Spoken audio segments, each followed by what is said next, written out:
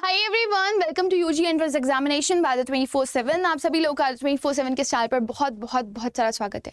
और जैसे कि आप लोग थंबनेल पर देख रहे होंगे, आज के इस वीडियो में हम बात करने वाले हैं CUET 2022 के कंपैरिजन में CUET 2023 में कौन कौन से चेंजेस देखने के लिए मिले और उन्होंने काफ़ी ज़्यादा इम्पैक्ट भी डाला। सो आज मैं इस वीडियो में आपके साथ डिस्कस करने वाली हूँ कि क्या क्या चेंजेस, 5 बिग मेजर चेंजेस देखने के लिए आपको मिले हैं और उसका किस तरह से इम्पैक्ट आपके एग्जाम्स में पड़ने वाला है या आपके फ्यूचर में पड़ने वाला है, राइट। तो सबसे पहले मैं आपको बता दूं, CUET is one of the examinations जो कि इसलिए किया गया ताकि स्टूडेंट्स को अलग अलग जा करके बहुत सारे एग्जाम्स ना देने पड़े, वो एक कॉमन प्लेटफॉर्म पे आए और कॉमन प्लेटफॉर्म पे आने के बाद एक जस्टिफिकेबल बोल सकती हूँ मैं एग्जाम दें और सभी बच्चों को एक इक्वल अपॉर्चुनिटी मिले कि वो अपने आप को बेटर शोकेस कर सके यहाँ पर, राइट। तो CUET 2022 की अगर मैं बात करूँ तो CUET 2022 में मैक्सिमम नंबर ऑफ टेस्ट जो बोले गए थे वो बोले गए कि आप 9 दे सकते हो, राइट। अब स्टूडेंट सोचते हैं कि 9 टेस्ट बहुत बड़ी बात है, 9 टेस्ट देना। ऑफ कोर्स ये CUET का एग्जाम भी एक बहुत बड़े लेवल पर ही कंडक्ट करवाया जा रहा है, राइट। अब इसके पीछे रीज़न क्या है? अब ज़रूरी नहीं है कि आप 9 के 9 सब्जेक्ट्स पूरे लेते, आप मैक्सिमम 2 सब्जेक्ट्स भी ले सकते थे, 3 भी ले सकते थे, 4 भी ले सकते थे, 5 भी ले सकते थे एंड सो ऑन। वो डिपेंड करता है, देखो ये चीज़ डिपेंड करती है पूरी तरीके से आपकी यूनिवर्सिटीज़ पर और दूसरा डिपेंड करती है आपके कोर्स पर कि आप कौन सी यूनिवर्सिटी में कौन से कोर्स के लिए जा रहे हो। सो 2 तरह के बच्चे होते हैं। एक वो बच्चे होते हैं जिनको आइडिया होता है कि उन्हें क्या करना है, उनके पेरेंट्स उन्हें बहुत अच्छे से वेल इन्फॉर्म करके रखते हैं कि बेटा देख तुझे इस यूनिवर्सिटी में जाना है और तुझे ये वाले कोर्स के लिए जाना है। सो वो बहुत अवेयर होते हैं। दूसरे वो बच्चे होते हैं जिन्हें आइडिया ही नहीं होता कि उन्हें कौन सी यूनिवर्सिटी में पढ़ना है, कौन से कोर्स के लिए पढ़ना है और कई बार ऐसा होता है कि वो सिर्फ 1-2 ऑप्शन फिल करते हैं कहीं पर भी, तो उसकी वजह से क्या होता है कि उनका ईयर गैप हो जाता है, उनको उस जगह पर जाने की अपॉर्चुनिटी नहीं मिलती। चलते फिरते किसी ने बोल दिया, अपॉर्चुनिटी नहीं मिली, राइट। तो इस वजह से उनका पूरा ईयर गैप हो गया। सो वो ना हो इस वजह से मैक्सिमम टेस्ट आपको प्रोवाइड किए गए थे। अच्छा, पिछले साल क्या था, इन्होंने थोड़ा सा आपको स्पेसिफिकेशन दे दिया था कि आप मैक्सिमम 3 लैंग्वेजेस ले सकते हो या मैक्सिमम 6 डोमेन्स ले सकते हो। उसके लिए भी इन्होंने कॉम्बिनेशन प्रोवाइड किए थे कि एक GT आपको लेना, अगर आप मैक्सिमम 9 सब्जेक्ट्स ले रहे हो तो 2 लैंग्वेज के साथ आप 6 डोमेन ले सकते हो, राइट। और अगर आप मैक्सिमम 3 लैंग्वेजेस ले रहे हो तो फिर उसके बाद आप 5 ही डोमेन ले सकते हो। लेकिन अभी यहाँ पर एक बड़ा चेंज देखने के लिए मिला है और चेंज क्या देखने के लिए मिला है कि कंपैरेटिवली CUET 2022 की अगर मैं बात करूं उसके कंपैरिजन में CUET 2023 में क्या देखने के लिए मिला। अब मैक्सिमम नंबर ऑफ टेस्ट जो है वो बढ़ा करके कितने कर दिए गए, 9 के बजाय 10 कर दिए गए। अच्छा, इन्होंने यहाँ पर आपको कोई मिनिमा और मैक्सिमा का कंडीशन नहीं दिया है जैसे पहले दिया हुआ था कि लैंग्वेज मैक्सिमम आप 3 लोगे, ठीक है ना, और डोमेन आप मैक्सिमम 6 लोगे। इसका इन्होंने कोई भी ऐसे बोल सकती हूँ मैं, किसी भी तरह का कोई रेस्ट्रिक्शन नहीं लगाया हुआ है। It just totally depend on you, but बहुत मैटर करता है कि आप किस कोर्स ले जा रहे हो। देखो, जब आप CUET का फॉर्म फिल करोगे तो आपको ये चेक करना जरूरी होगा कि आप कौन सी यूनिवर्सिटी में जा रहे हो, उसके लिए सब्जेक्ट कॉम्बिनेशन की जरूरत क्या है। अच्छा, कई बार क्या होता है ना, बच्चा देख नहीं पाता है ना। जैसे एक बच्चे ने देख लिया, उसे DU के लिए जाना था, सपोज BBA के लिए जाना था उसको, तो उसने एक लैंग्वेज चाहिए था, एक मैथ्स तो चाहिए ही चाहिए था, 2 डोमेन में 2 और डोमेन ले लिए उसने, राइट। अब दूसरा एक बच्चा है जो कि किसी और यूनिवर्सिटी में पढ़ना चाहता है। स्पेसिफिकली अगर मैं बोलूँ, चलो मान लो थोड़ी देर के लिए कि वो BHU में पढ़ना चाहता है या फिर जामिया मिल्लिया इस्लामिया में पढ़ना चाहता है या किसी अदर यूनिवर्सिटी में पढ़ना चाह रहा है और उसमें अगर BBA की रिक्वायरमेंट मानूँ मैं, तो मान लो उन्होंने कहा कि सिर्फ अगर आप जनरल टेस्ट दे दोगे तो भी आपका काम हो जाएगा। अब ये बच्चा जो DU के लिए जाना चाहता था, उसने क्या किया, उसने एक लैंग्वेज का एग्जाम दिया और 3 डोमेन दिए, लेकिन उसने तो GT दिया ही नहीं। इसका मतलब वो अब JNU या BHU या किसी भी अदर यूनिवर्सिटी के लिए जिसमें उसकी रिक्वायरमेंट थी, उसके लिए वो एप्लीकेबल रहा ही नहीं। इसीलिए इन्होंने आपको मैक्सिमम नंबर ऑफ सब्जेक्ट्स कितने बोले कि आप 10 ले लो, है ना। लेकिन इन्होंने यहाँ पर एक कंडीशन लगा दी। ऑल्दो इन्होंने ये नहीं कहा कि आप कितना मैक्सिमम लेने वाले हो या कितना मिनिमम लेने वाले हो, लेकिन इन्होंने यहाँ पर एक चीज बोली है साफ साफ, ये लाइन इनके ब्रोशर में थी that from the above subjects, जो भी आपको दिए गए सब्जेक्ट्स हैं, लैंग्वेज प्लस डोमेन प्लस आपका GT, candidates can choose maximum of 10 subjects. Maximum आप कितने सब्जेक्ट चूज कर सकते हो, 10 सब्जेक्ट चूज कर सकते हो फ्रॉम ऑल द 3 सेक्शंस। अब इन्होंने यहाँ पे बोल दिया वो सारे 3 सेक्शन से होने चाहिए। यानी कि अगर मैं बोलूँ कि अगर आपको बेस्ट कॉम्बिनेशन चूज करना है तो उस बेस्ट कॉम्बिनेशन में अगर आपके 10 सब्जेक्ट्स में अगर आप एक GT चूज कर रहे हो तो वो आपके लिए एक बहुत बड़ा हथियार होगा, राइट। सपोज अगर आप एक लैंग्वेज 3 डोमेन के साथ या पूरा ऑल टोटल लैंग्वेज और GT में अच्छा स्कोर नहीं कर पा रहे हो, लेकिन सिर्फ आपका एक पर्टिकुलर सब्जेक्ट में अच्छा स्कोर है, सपोज खाली GT में अच्छा स्कोर है, राइट, या फिर खाली आपका एक लैंग्वेज या फिर आपका एक पर्टिकुलर सब्जेक्ट किसी भी सब्जेक्ट में अच्छा स्कोर है ना, तो माइट भी आपको एक पर्टिकुलर यूनिवर्सिटी में एडमिशन ना मिले, but there are multiple various universities जो आपको एडमिशन देने के लिए तैयार होंगी। सो इस वजह से ये कॉम्बिनेशन आप जरूर से जरूर लेकर के रखना कि एक लैंग्वेज तो आप दो ही दो लैंग्वेजेस जो भी आप चूज कर सकते हो वो आप दो ही दो, बाकी आप डोमेन ले सकते हो। अगर हाँ आप चाहते हो कि आप जेएनयू में जाना चाह रहे हो या आप विलिंग हो जेएनयू में जाने के लिए किसी भी लैंग्वेज कोर्स से, मतलब आप लोगों ने बहुत सुना हुआ है फॉरेन लैंग्वेज की बहुत डिमांड है और आप मल्टीपल फॉरेन लैंग्वेजेस के लिए जाना चाह रहे हो, वैसे तो इंग्लिश जीटी से काम हो जाएगा, लेकिन अगर आप किसी और यूनिवर्सिटी में जाना चाह रहे हो, आप प्रेफरेंस लेना चाह रहे हो और उसमें उस पर्टिकुलर यूनिवर्सिटी के लिए वो पर्टिकुलर लैंग्वेज मांगी गई है और उसी का ही टेस्ट देने के लिए बोला गया है, सो आप मल्टीपल लैंग्वेजेस भी ले सकते हो, right. So it just totally depend on you, वरना मैक्सिमम सबसे बढ़िया जो डोमेन का कॉम्बिनेशन बच्चा लेता है वो लेता है 2 लैंग्वेजेस, राइट, 4 डोमेन और एक ले लेता है जीटी, तो उससे इसको ज़्यादातर कोर्सेज में बेनिफिट मिल जाता है। हालांकि इस पर हमने सेपरेट वीडियो बना करके रखी हुई है, अगर आप देखना चाहो बेस्ट कॉम्बिनेशन सब्जेक्ट्स तो वो भी आप देख सकते हो, राइट। सो ये एक बहुत अच्छी अपॉर्चुनिटी है, जनरल टेस्ट को बिल्कुल मत छोड़िएगा, जनरल टेस्ट की रिक्वायरमेंट हर जगह ही होगी और कम से कम 2 लैंग्वेजेस तो आप लेना ही लेना, बाकी आप डोमेन चूज कर लो, बाकी आपके ऊपर भी डिपेंड करता है, आपकी मर्जी है तो आप ज़्यादा डोमेन भी ले सकते हैं, एक लैंग्वेज से भी काम चला सकते हैं, राइट, क्योंकि कहीं पर ऐसा नहीं मांगेगा आपसे कि आपको 2 लैंग्वेज लेनी ही लेनी है। सो आई होप ये क्लियर हो गया होगा आप लोग को। तो इसका एक बहुत बड़ा इंपैक्ट है 1 मोर कोर्स ऐड करने की वजह और किसी का मैक्सिमाइजेशन ना करने की वजह यही हो सकती है कि बच्चा अपने हिसाब से जिस चीज में सूटेबल हो कर सके और जिस बच्चे को कोई भी आइडिया नहीं है वो मैक्सिमम टू मैक्सिमम कोर्सेज के लिए एलिजिबल हो पाए, राइट। सेकेंड जो बड़ा चेंज हमें यहाँ पर देखने के लिए मिला है दैट इज इन स्लॉट। अब आप सोचोगे स्लॉट क्या था और स्लॉट में कैसे चेंजेस कर दिए गए, तो अगर मैं CUET 2022 की बात करूं तो अर्लियर देयर वर 2 स्लॉट्स, है ना, जिसमें पहले स्लॉट में आपको 4 सब्जेक्ट्स चूज करने थे और दूसरे स्लॉट में आपको चूज करने थे 5 सब्जेक्ट्स, मतलब मैक्सिमाइजेशन की बात कर रही हूं मैं, ठीक है, मैक्सिमम आप दे सकते थे। अब हुआ क्या, जनरली ऐसा देखा गया कि मैक्सिमम शिफ्ट में ऐसा हुआ, बच्चा इंग्लिश का पेपर देके आया या लैंग्वेज का पेपर देके आया तो वो जीटी का पेपर जैसे ही देने चला टेक्निकल ग्लिच आ गया। अब बच्चा परेशान, इंग्लिश का तो सॉर्टेड हो गया, राइट, और लेकिन जीटी का नहीं हो पा रहा है। अब जीटी में आधा किसी का पेपर छूट गया, किसी के कुछ क्वेश्चंस छूट गए, है ना, किसी का पेपर ही नहीं हो पाया, फिर अगले दिन हुआ, तो बहुत सारी प्रॉब्लम्स आई, राइट। सो इन्होंने अब की बार जो चेंज किया है वो एक बहुत बढ़िया चेंज है। अगर आप पिछले साल का देखोगे तो उन्होंने टाइम स्पेसिफिकेशन दिया हुआ था कि आप कितना देर का आपका पहला घंटा होगा, कितनी देर का आपका दूसरा घंटा होगा, यानी कि पहला स्लॉट उन्होंने दिया था 3.25 घंटे का और दूसरा स्लॉट दिया था 3 घंटे 45 मिनट का। लेकिन अभी इन्होंने टाइमिंग मेंशन नहीं करी है, ऑल्दो इन्होंने जो एग्जाम्स हैं उनकी टाइमिंग्स मेंशन कर दी है कि हर एक पर्टिकुलर सब्जेक्ट्स के लिए आपको कितना टाइम मिलने वाला है, लेकिन स्लॉट्स की टाइमिंग इन्होंने फिक्स नहीं करी है। इन्होंने आपको इस बार, पिछली बार 2 स्लॉट्स थे, इस बार इन्होंने 3 स्लॉट दे दिए और 3 स्लॉट के लिए उन्होंने बोला एक अच्छी चीज, बढ़िया चीज, अगर आप यहाँ पर देख सकते हो, though the test are scheduled in 3 shifts. जो आपके टेस्ट हैं वो 3 शिफ्ट्स में शेड्यूल किए जाएंगे, मतलब आपका एक दिन में 3 शिफ्ट में पेपर होगा, एक हो सकता है मॉर्निंग हो, एक आफ्टरनून हो और एक इवनिंग हो, 3 शिफ्ट में आपका पेपर रखा जाएगा। As the case may be each test within each shift is distinct and independent of each other. इनका कहना यह है कि माइट भी ऐसा हो सकता है कि आपको हर केस में, यानी कि हर शिफ्ट में आपको अलग पेपर मिले। शायद ये चाह रहे हैं कि, क्योंकि ऑफकोर्स CUET, देखो जब कोई चीज़ बहुत बड़े लेवल पर होती है सो कहीं ना कहीं नीचे आते आते थोड़े बहुत ग्लिचेस और थोड़े बहुत प्रॉब्लम्स हम लोग फेस कर सकते हैं, राइट।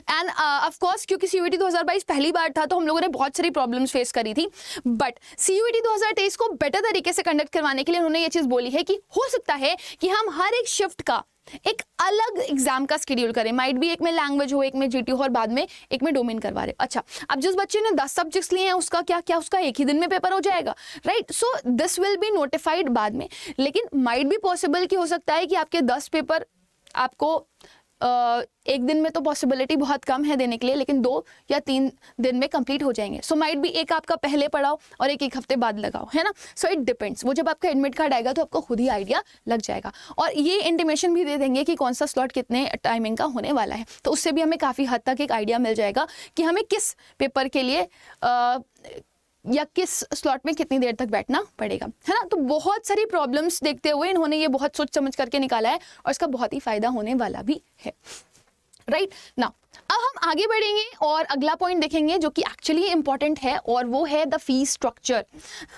अब अगर आप देखो ये CUET 2022 का है, क्योंकि यहाँ पे 2 ही स्लॉट थे, जैसे कोई बच्चा खाली स्लॉट 1 भर रहा है ना। तो स्लॉट 1 में ये था कि एक लैंग्वेज लो आप, एक जीटी लो और बाकी आपको 2 और डोमेन फिल करने, है ना। तो स्लॉट 1 में इन्होंने जनरल की फी रखी थी 650, ओबीसी एनसीएल की रखी थी 600, ट्रांसजेंडर और एससी एसटी की रखी थी 550 और जो आउटसाइडर्स थे उनकी 3000 रखी हुई थी, है ना। और फिर अगर आपको स्लॉट 2 भरना है तो फिर आपको, चाहे भले ही आप स्लॉट 2 में एक सब्जेक्ट और भर रहे हो, 4 की जगह आप 5वां सब्जेक्ट भर रहे हो स्लॉट 2 में, तो फिर आपको 650 रुपये एक्स्ट्रा देने पड़ेंगे। अब चाहे आप स्लॉट 2 में 2 सब्जेक्ट भरो, 3 भरो, 4 भरो, 5 भरो, आपको देने 650 ही पड़ेंगे। तो 650 you can get the idea, है ना, कि 1300 के आसपास आपका जो प्राइस है वो पड़ता है यहाँ पर, है ना। सो अब आप इस चीज को समझो कि पहले का जो फीस था वो बहुत लेस था, बट अभी देखो इन्होंने कैसे चेंजेस किया। इनको पता है कई सारे ऐसे बच्चे होंगे जो, वैसे तो फीस बढ़ा दिया इन्होंने, क्योंकि अभी आप देखोगे तो अप टू 3 सब्जेक्ट, पहले इन्होंने स्लॉट 1 का कितना बोला था 4 सब्जेक्ट, उसके लिए ये 650 रुपए ले रहे थे, लेकिन अभी 3 सब्जेक्ट के लिए जनरल की प्राइस कितनी ले रहे हैं 750, ओबीसी एनसीएल की क्या कर दी 700, एससी एसटी की क्या कर दी 650 और उधर आउटसाइडर्स की बढ़ा करके 3750 रख दी। अब देखो कितना मेजर डिफरेंस आ रहा है। अब किसी बच्चे को अगर 7 सब्जेक्ट चाहिए तो उसे 1500 पे करना पड़ेगा, किसी बंदे को अगर 10 सब्जेक्ट चाहिए तो उसे 1750 रखना पड़ेगा, राइट। सो ये एक बड़ा डिफरेंस देखने के लिए मिला। एंड अब ये फीस में इतना बड़ा चेंजेस एक साल में कैसे आया, तो हम ये तो नहीं कह सकते कि महंगाई बढ़ गई या कुछ भी, लेकिन हाँ ये एक मेजर चेंज है। और कंपैरेटिवली अगर आप पिछले साल के कंपैरिजन में अभी जाओगे तो आपको काफ़ी हद तक ज़्यादा देखने के लिए मिल रहा होगा। And of course might be they will work on the more proper arrangements और more proper things. So let's see इसका क्या बेनिफिट होता है, बट ये एक बहुत बड़ा चेंज था। सो इस चीज़ को आपने ध्यान रखना है कि अगर आप 3 सब्जेक्ट भरते हैं, एक्चुअली इन्होंने अपने इस दिमाग से दिया कि माइट भी कोई बच्चा ऐसा होगा जो किसी पर्टिकुलर यूनिवर्सिटी में जा रहा होगा जहाँ पे एक ही सब्जेक्ट की रिक्वायरमेंट हो, तो वो एक सब्जेक्ट के लिए भरेगा तो भी 750 रुपये देगा। अगर वो खाली इंग्लिश जीटी के लिए भरता है तो भी वो 750 रुपये देगा, या फिर वो एक लैंग्वेज के लिए भरता है। अब वो एक लैंग्वेज और 2 डोमेन के साथ तो मैक्सिमम यूनिवर्सिटीज़ के लिए नहीं जा सकता, तो वो एक लैंग्वेज 3 डोमेन भरेगा तो 4 में तो उसको आना ही पड़ेगा, तो फिर उसे 1500 देना पड़ेगा। सो इस तरीके से बच्चा और एग्जाम्स भी दे लेगा। सो ये एक मेजर डिफरेंस है। आप खुद देख सकते हो कि पिछले साल के कंपैरिजन में इस साल में काफ़ी ज़्यादा फीस चेंजेस देखने के लिए मिले। Now let's talk about the timings of the examination. पहले इन्होंने पूरा डिवीजन कर दिया था कि लैंग्वेज में आपको 50 में से 40 क्वेश्चंस करने होंगे, उसके लिए आपको टाइम दिया जाएगा 45 मिनट। फिर इन्होंने टाइमिंग्स दिया डोमेन का कि आपको 50 में से 40 क्वेश्चंस करने होंगे और हर एक डोमेन का टाइम आपका होगा 45 मिनट। फिर उसके बाद इन्होंने बोला कि आपने इंग्लिश के अलावा और डोमेन के अलावा या लैंग्वेज के अलावा डोमेन के अलावा आपको जीटी में जाना है, तो जीटी में आपके 4 सब्जेक्ट्स थे, मतलब आपका करंट 4 सब्जेक्ट्स तो नहीं बोलूंगी, जीके और करंट अफेयर्स एक ही में इंक्लूड है तो उसको आप एक भी कंसिडर कर सकते हो, तो 3 मैक्सिमम मान सकते हो। क्वांटिटेटिव एप्टीट्यूड था, रीजनिंग था। अब ये तीनों का कॉम्बिनेशन आ रहा था तो उनको लगा कि एक ही टेस्ट में बच्चा ज़्यादा दे रहा है, तो इसको क्वेश्चंस का लेवल इन्होंने कुछ इस तरीके से कर दिया था कि आपके 75 क्वेश्चन थे, 60 क्वेश्चन अटेम्प्ट करने थे और उसके लिए उन्होंने 60 मिनट दे दिए थे, राइट। और ये पेपर का जो मार्क्स था वो 300 नंबर का कर दिया था। अब प्रॉब्लम क्या हुई, क्वेश्चंस वर इजी और जीटी का उतना डिमांड भी नहीं होता। जैसे बहुत सारे ऐसे बच्चे होते हैं 12th में जो नहीं पढ़ते हैं जनरल टेस्ट, करंट अफेयर्स और जीके की उतनी नॉलेज नहीं होती है उनको, राइट। और साथ ही साथ में यहाँ पर ये भी देखा गया कि बहुत सारे ऐसे बच्चे थे जिनको क्वांटिटेटिव एप्टीट्यूड भी बहुत अच्छे से नहीं आती थी, क्योंकि बचपन में पढ़ा तब थोड़ा जैसे डेवलप करते तो मैथ्स वालों का तो स्ट्रॉन्ग था, लेकिन बाकी जो लोग बायो वाले थे, ह्यूमैनिटीज़ वाले थे, उनका इतना स्ट्रॉन्ग नहीं था पोर्शन, है ना। तो उन्होंने प्रॉब्लम फेस करी क्योंकि बहुत सारे ऐसे बच्चे थे जो डिफरेंट कोर्सेज के लिए जाना चाहते थे जिसमें रिक्वायरमेंट थी जनरल टेस्ट की, राइट। सो अभी कंपैरेटिवली इन्होंने यहाँ पर एक बड़ा चेंज देखा। इन्होंने जितने भी न्यूमेरिकल वाले सब्जेक्ट्स थे, जैसे कि फिजिक्स हो गया जिसमें न्यूमेरिकल्स वगैरह आते हैं, केमिस्ट्री में भी थोड़े बहुत आपकी जो ऐसे पोर्शंस करने होते हैं जहाँ पे आपको सॉल्विंग करनी होती है, ऑर्गेनिक केमिस्ट्री वाला पार्ट, है ना, तो उसमें थोड़ा सा टाइम टेकिंग प्रोसेस हो जाता है। अकाउंट्स में चले जाओ आप तो भी उसमें थोड़ा सा टाइम टेकिंग प्रोसेस हो जाता है। तो इन्होंने उसके हिसाब से मतलब पिछले के एनालिसिस करने के साथ साथ इन्होंने चेंजेस किए हैं। सो इफ़ यू सी, तो अभी इन्होंने लैंग्वेज, यहाँ पे देखो क्या लिखा हुआ है, बहुत ध्यान से देखिएगा, बहुत इंपॉर्टेंट है, ये वाला पार्ट देखेंगे हम लोग। कह रहे हैं सेक्शन 1A और 1B में आपको 50 क्वेश्चन दिए जाएंगे, 40 क्वेश्चन अटेम्प्ट करने पड़ेंगे। सेक्शन 3 में आपको, सेक्शन 2 यानी कि आपका डोमेन वाला पार्ट, उसमें 50 क्वेश्चन दिए जाएंगे, 40 करने पड़ेंगे। सेक्शन 3 में आपके 60 क्वेश्चन, देखो पहले 75 थे, आपको कितने करने थे, 60 करने थे, अब 60 है, इसमें से 50 करने पड़ेंगे। टाइमिंग चेंज कर दिया इन्होंने, कहा अकाउंटेंसी। अब देखो अकाउंटेंसी हो गया, इकोनॉमिक्स हो गया जिसमें बच्चा पढ़ता है, एनालिसिस करता है, उसके बाद फिर जा करके वो आंसर्स करता है। फिजिक्स हो गया, कंप्यूटर्स हो गया, कंप्यूटर साइंस हो गया, इन्फॉर्मेशन प्रैक्टिसेस हो गया, केमिस्ट्री हो गया, मैथमेटिक्स हो गया, अप्लाइड मैथमेटिक्स हो गया, जनरल टेस्ट हो गया। ड्यूरेशन ऑफ टेस्ट इन्होंने कितना रख दिया इसका सबका, 60 मिनट, कि बच्चा सोचेगा समझेगा तब आंसर करेगा, तो इसलिए इसका टाइमिंग बढ़ा दिया। जबकि जो बाकी सब्जेक्ट्स हैं जैसे कि आपका जीटी हो गया, लैंग्वेज हो गया, और इन सब्जेक्ट्स के अलावा जो सब्जेक्ट्स थे उनका 45 मिनट ही टाइम रखा। सो इससे ये पता चलता है कि जो आपके वर्बल वाले टॉपिक्स हैं उनके लिए टाइमिंग इन्होंने क्या किया हुआ है, कम रखा हुआ है। फाइन, समझ में आ रही है। सो बहुत बड़ा रीजन था इनका ये करने के पीछे, क्योंकि बच्चे ने पिछली बार डिमांड किया कि ये वाले पेपर्स के लिए जो है हमारे पास, क्योंकि हमें सोचना ज़्यादा था, हमें सॉल्विंग ज़्यादा करनी थी और हमारे पास टाइमिंग्स कम थे। सो उस हिसाब से इन्होंने चेंजेस किए हैं। एंड लेट्स सी कि इनका इम्पैक्ट कितना पड़ता है एग्जाम्स पे, वो तो एग्जाम्स के बाद ही पता चलेगा, और उसके बाद फिर हो सकता है कि CUET 2024 में आपको और भी चेंजेस देखने के लिए मिले। हालांकि ये कंसिडर कर रहे हैं कि CUET 2024 दो बार हो सकता है। अब एक सबसे बड़ा चेंज जो जनरल टेस्ट में आया वो बहुत इंपॉर्टेंट है, क्योंकि अभी तक बच्चा 75 क्वेश्चंस में से 60 क्वेश्चंस करने की सोच रहा था, 60 मिनट थे उसके पास। अब उसको क्या करना है, 60 क्वेश्चंस दिए जाएंगे, 50 क्वेश्चंस करने हैं, और 50। सो आपको थोड़ी सी प्रैक्टिस इसमें जरूर करनी पड़ेगी जो भी जीटी वाले बच्चे हैं। लेकिन हाँ, अब यहाँ पे देखोगे तो थोड़ा सा जीटी का प्रेफरेंस इन्होंने कम किया है, क्वेश्चंस कम किए है ना, इसके पीछे भी रीजन था। और इसके साथ साथ इन्होंने जो टाइमिंग कम करी है उसके पीछे भी रीजन था, क्योंकि जनरल टेस्ट इंपॉर्टेंट तो है बट मैक्सिमम कोर्सेज के लिए उतना ज़्यादा इंपॉर्टेंस नहीं रख रहा है, इस वजह से इन्होंने शायद इसको थोड़ी सी प्रेफरेंस कम दे दिया। बट इसका मतलब ये नहीं है कि GT will not be kind of game changing. आपके लिए जीटी डेफिनेटली एक गेम चेंजिंग ऑप्शन हो सकता है। सो जनरल टेस्ट का एक बड़ा चेंज आपको बहुत ज़्यादा हेल्प कर सकता है। बाकी आप देखोगे यहाँ पर तो सिमिलरली 75 क्वेश्चंस में से 60 क्वेश्चंस आपको करने थे, अभी कितने करने हैं, 60 में से 50। So you have to work according to that. अच्छा, अभी इन्होंने मार्किंग स्कीम नहीं बताई है कि कौन सा पेपर कितने मार्क्स का होने वाला है, बट वी कैन कंसिडर जिसमें आपके 40 क्वेश्चन आपको अटेम्प्ट करने हैं, तो 14 to 5 करोगे तो 200 मार्क्स का होगा। हाँ, जीटी के लिए यहाँ पर आपको एक बड़ा चेंज देखने के लिए मिल सकता है, क्योंकि आपको 50 क्वेश्चन करने हैं, और अगर 5 के हिसाब से आप उसमें मार्क्स दोगे तो अर्लियर जीटी वाज ऑफ 300, लेकिन अभी जीटी कितने नंबर का हो गया है आपका, 250 नंबर का, है ना, इसके हिसाब से। तो ये बहुत इंपॉर्टेंट है, क्योंकि हर एक क्वेश्चन के लिए आपको +5 मार्क्स मिल रहा है, हर एक क्वेश्चन के लिए जो गलत कर रहे हो आप उसके लिए -1 मार्क्स मिल रहा है, और कोई अटेम्प्ट ही नहीं कर रहे हो तो उसके लिए आपको 0 मार्क्स मिल रहे हैं। सो ये आपका जो मार्किंग क्राइटेरिया है वो चेंज हो सकता है। जो बच्चे सिर्फ इंग्लिश और जीटी का एग्जाम दे रहे हैं तो 200 + 250 के अकॉर्डिंग उनका मार्क्स यहाँ पर देखने के लिए मिल सकते हैं, यानी कि 450 के हिसाब से उनको मार्क्स मिल सकते हैं। Earlier it was 500, right. So ये एक बड़ा चेंज है जो कि अभी देखने के लिए मिलेगा। तो अब अगर प्रीवियस ईयर की कट ऑफ पे आप जाओगे तो उससे काफ़ी हद तक चेंजेस आपको देखने के लिए मिलेंगे।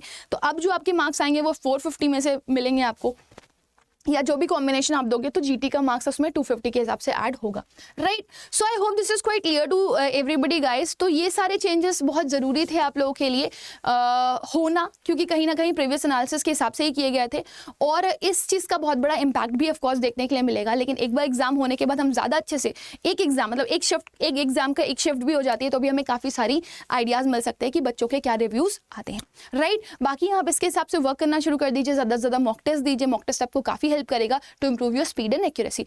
सेशन को मैं जरूर एंड करना चाहूंगी, लेकिन आप सभी लोगों को बताना चाहूंगी बेटा कि आज से एक नया बैच स्टार्ट हो रहा है, और अगर आप CUET की प्रिपरेशन कर रहे हैं तो आप इस बैच के लिए जरूर जा सकते हैं। इस बैच के लिए अगर आपको जाना है तो आपको कुछ नहीं करना, आपको सीधे अडर 24/7 की ऐप पर जाना है।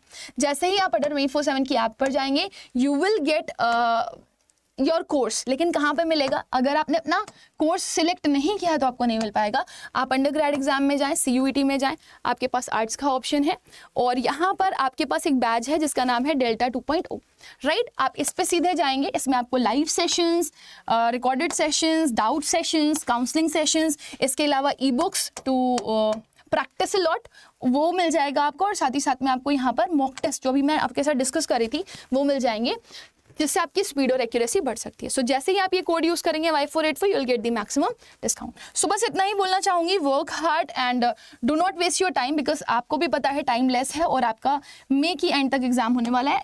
पलक झपकते ही टाइम बीत जाता है, पता भी नहीं चलता कितनी तेजी से चीजें बदल रही हैं और चेंज हो रही हैं। So use this code and get maximum discount. So bye bye everyone, take care, God bless you all, thank you, thanks a lot.